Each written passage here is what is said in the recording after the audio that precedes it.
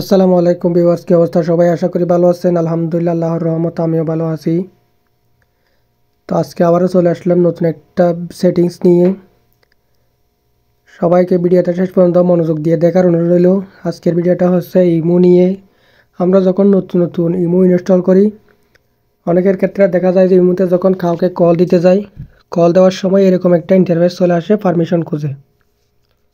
তো আজকের ভিডিওতে দেখাবো যে এই ইমো পারমিশন কেন আসে এবং এটা কিভাবে নিয়ে যাবেন, ওইটাই আপনাদেরকে ভিডিওর মাধ্যমে দেখাবো।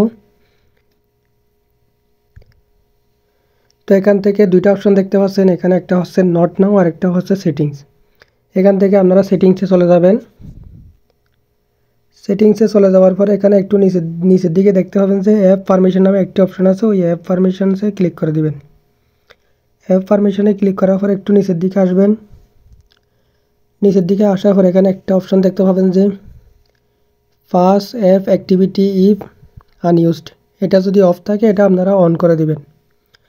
অন করে দেওয়ার পরে এখানে কতগুলো অপশন দেখতে পাচ্ছেন যে নট অ্যালাউ। মূলত এখানে কয়েকটা অপশন নট অ্যালাউ থাকার কারণে আমরা যখন কাউকে কল দিতে যাই কল যায় না, বা কেউ যখন আমাদেরকে কল দিতে চায় তাও আসে না। তো এখান থেকে কয়েকটা অপশন অ্যালাউ করে দিবেন। যেমন ধরেন মাইক্রোফোন, এটা যদি নট অ্যালাউ থাকে অ্যালাউ করে দিবেন। তারপরে ফোন, এটা যদি নট অ্যালাউ থাকে এটাও অ্যালাউ করে দিবেন। তারপরে ফটো সেন্ড ভিডিও যদি নট অ্যালাউ থাকে অ্যালাউ করে দিবেন। বাকিগুলো সমস্যা নাই, বাকিগুলো নট অ্যালাউ থাকলে সমস্যা নাই। এই কয়েকটা অপশন যদি যখন অ্যালাউ করে দিবেন, একটু ব্যাকে দেখায় আপনাদেরকে। এখন যখন আপনি কল দিতে যাবেন দেখবেন যে কল ঢুকতেছে পুনরায়। তো আপনারা দেখতেই পাচ্ছেন যে পুনরায় আগের মতোই কল ঢুকতেছে। আপনি এখন চাইলে কলও করতে পারেন, মেসেজও করতে পারেন। মূলত মেইন সমস্যা হচ্ছে এখানে কয়েকটা অপশন নট অ্যালাউ থাকার কারণে কল যায় না।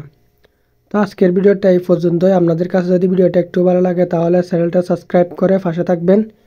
কথা হবে পরবর্তী ভিডিওতে। ততক্ষণ সবাই সুস্থ থাকবেন, ভালো থাকবেন। আসসালামু আলাইকুম।